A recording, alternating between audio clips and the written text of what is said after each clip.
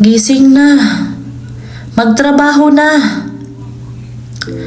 Magpakaalipin ka na naman ngayong linggo. Gising na, gastador.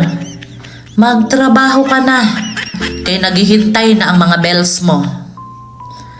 Marami ka pang darating na orders. Nakalimutan mo na ba na mahilig kang kumain ng samgyupsal? Nakalimot ka na mahilig kang mag-ice coffee?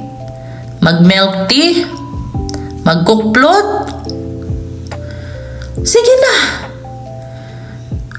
Kaya ang sasahurin mo sa isang linggo, ipangbayad mo pa yan sa mga orders mo online. Hindi ka pwedeng tamarin kay alipin ka sa salapi.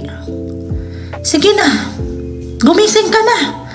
Kung wala kang motivation na magtrabaho, gawin mong motivation ang pagiging gastador mo.